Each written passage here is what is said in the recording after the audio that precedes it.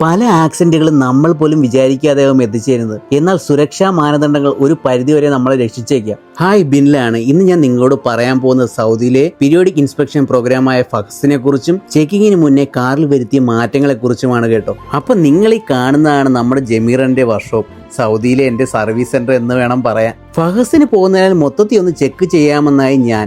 ലൈറ്റിന്റെ ഗ്ലാസ് ഫേഡായാൽ അതിന്റെ വർക്ക് ആദ്യമേ തുടങ്ങി കേട്ടോ. അപ്പൊ ഇത്രയും നേരം വെറുതെ ഇരുന്നാൽ എന്താ ചെയ്യുക, നേരെ പോയി പിടച്ചു കേട്ടോ ഒരു ചായയും കടിയും. അത് നമ്മുടെ മദീന റെസ്റ്റോറൻറ്റിൽ നിന്ന്. അങ്ങനെ ചായയെ കുടിച്ച് ചെന്നപ്പോഴേക്കും ഫേഡ് ഗ്ലാസ് ഒക്കെ പോളിഷ് ചെയ്ത് ബ്ലൈറ്റ് ഗ്ലാസ് ആക്കി കേട്ടോ. എന്തായാലും ഇവരുടെ വർക്ക് എനിക്ക് ഭയങ്കര ഇഷ്ടമാണ്. സംഭവം ഗ്ലാസ് ഒക്കെ ഒരു പുതിയ ലുക്കായി എന്ന് വേണം പറയാൻ. അങ്ങനെ പോളിഷിംഗ് ഒക്കെ കഴിഞ്ഞ് ലൈറ്റ് ചെക്ക് ചെയ്തപ്പോഴേ ഒരു കാര്യം മനസ്സിലായത്, രണ്ട് സൈഡിലെ ഓരോ ലൈറ്റ് വർക്ക് ആകുന്നില്ല എന്ന്. പിന്നെ ഒന്നും നോക്കിയില്ല, വെച്ച് പിടിച്ചു നമ്മുടെ ജലവിയിലെ അൽസബയിലേക്ക്. അവിടെ ചെന്നപ്പോഴാണ് ഒരു സത്യം മനസ്സിലാക്കിയത്, ലൈറ്റും വൈപ്പറും ഇൻഡിക്കേറ്ററും എല്ലാം പണിതരാൻ തയ്യാറായി ഇരിക്കുമായിരുന്നു എന്ന കാര്യം. പിന്നെ ഒന്നും നോക്കിയില്ല കേട്ടോ, എല്ലാം പുതിയത് പിടിപ്പിക്കേണ്ടി വന്നു എന്ന് വേണം പറയാൻ. കാർ ആക്സസറീസ് ഒക്കെ നല്ല വില കുറച്ച് കിട്ടുന്ന ഒരു ഷോപ്പ് കൂടിയാണ് കേട്ടോ. അങ്ങനെ അതൊക്കെ കഴിഞ്ഞ് നേരെ പോയത് വണ്ടിയുടെ ഒരു പ്രധാനപ്പെട്ട ഐറ്റം ചെക്ക് ചെയ്യാൻ വേണ്ടിയായിരുന്നു. അത് വേറൊന്നുമല്ല, നമ്മുടെ അറബിയിൽ മിസാൻ എന്നൊക്കെ പറയും, നമ്മുടെ അലൈൻമെന്റ് ചെക്കിങ്. അത് തന്നെ ഈ കമ്പ്യൂട്ടറൈസ്ഡ് അലൈൻമെന്റ് ചെക്ക് ചെയ്യാൻ നിങ്ങളെ കയ്യിൽ നിന്ന് പല സ്ഥലങ്ങളിൽ നിന്ന് 100, 150 ഒക്കെ വാങ്ങിക്കാറുണ്ടെന്ന് എനിക്കറിയാം. പക്ഷെ നിങ്ങൾ ഈ റോഡ് സ്റ്റോണിന്റെ ഷോപ്പിൽ വന്നാൽ 80 റിയാലിന് കമ്പ്യൂട്ടറൈസ്ഡ് വീൽ അലൈൻമെന്റ് ചെക്ക് ചെയ്യാൻ സാധിക്കും കേട്ടോ. അങ്ങനെ അലൈൻമെന്റും ഒക്കെ ചെക്ക് ചെയ്ത് പേപ്പറും ഒക്കെ വാങ്ങിയ ശേഷം നേരെ പോയത് വണ്ടി ക്ലീൻ ചെയ്യാൻ കേട്ടോ.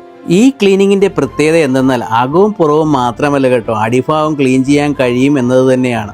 ചിലപ്പോഴൊക്കെ എത്ര ശ്രദ്ധിച്ചാലും ചില പഴയ ലീക്കും ഓയിൽ ഭാഗങ്ങളും ഒക്കെ കാണാൻ സാധിക്കും. അപ്പോൾ ഇനി ലീക്ക് ആണെന്നും പറഞ്ഞ് ഫെയിലാക്കണ്ട. അങ്ങനെ ക്ലീനിങ് ഒക്കെ കഴിഞ്ഞ് കുട്ടപ്പനായി നമ്മുടെ ഫഹസ് ചെയ്യാൻ റെഡിയായി കേട്ടോ. അപ്പൊ ഇത്രയും നേരം ഫഹസ് എന്ന് പറയുന്നതല്ലാതെ എങ്ങനെ ഫഹസിന് അപ്പോയിന്റ്മെന്റ് എടുക്കുക എന്ന കാര്യം പറഞ്ഞില്ല അല്ലേ. നേരെ ഗൂഗിളിൽ പോയി വെഹിക്കിൾ സേഫ്റ്റി സെന്ററിന്റെ വെബ്സൈറ്റ് ഓപ്പൺ ചെയ്തതിനു ശേഷം ന്യൂ രജിസ്ട്രേഷൻ ചെയ്യുക. ന്യൂ രജിസ്ട്രേഷൻ ചെയ്തതിനു ശേഷം രജിസ്ട്രേഷൻ എൻക്വയറി പോയി കാറിന്റെ നമ്പരും സീക്വൻസ് നമ്പരും എൻ്റർ ചെയ്താൽ ഈസി ആയിട്ട് അപ്പോയിന്റ്മെന്റ് എടുക്കാൻ സാധിക്കും. ഫഹസ് ചെയ്യുന്നതിനെ നമ്മുടെ ദമാം അപ്പാലസ് സെന്ററിലാണ് ബുക്ക് ചെയ്തിരുന്നത്. വണ്ടിയുടെ എസ്തിമാരെയും ഡ്രൈവിംഗ് ലൈസൻസും കൂടാതെ ഇക്കാമയും കൊണ്ടുപോകാൻ മറക്കണ്ട. നമ്മൾ അവിടെ ചെന്നാൽ പിന്നെ കാഴ്ചക്കാർ റോളാണ് കേട്ടോ. വണ്ടി നിർത്തിയിട്ട് കീയൊക്കെ അവരുടെ കയ്യിലേക്ക് കൊടുത്താൽ മാത്രം മതി. ചെക്ക് ചെയ്ത് വണ്ടിയുമായി വരും, അതിപ്പോൾ പാസ്സായാലും ഫെയിലായാലും. നിങ്ങൾ കണ്ടതുപോലെ ഒരുവിധം എല്ലാം ചെക്ക് ചെയ്ത് പോയതിനാൽ നമുക്ക് വിഷയങ്ങളൊന്നും ഉണ്ടായില്ല എന്ന് വേണം പറയാൻ. അങ്ങനെ 1 വർഷത്തേക്കുള്ള ഐറ്റമാണ് നിങ്ങൾ ഈ സ്ക്രീനിൽ കണ്ടുകൊണ്ടിരിക്കുന്നത്. ഈ ഫഹസ് വാലിഡ് ആണെങ്കിൽ ഇസ്തിമാരെ പുതുക്കാനും ഇൻഷുറൻസ് ക്ലെയിമിനും ഒക്കെ പ്രയോജനപ്പെടുമെന്ന് എടുത്തു പറഞ്ഞേക്കാം. ചെക്കിങ്ങിലും ഫഹസ് ഇല്ലെങ്കിൽ നല്ല ഫൈൻ ഈടാക്കുന്നതാണ്. അപ്പോൾ ഈ വീഡിയോ ഉപയോഗപ്പെടുമെന്ന് വിചാരിക്കുന്നു. ഇഷ്ടപ്പെട്ട ഫോളോ ചെയ്ത് കൂടെ കൂടാൻ മടിക്കണ്ട. C U by.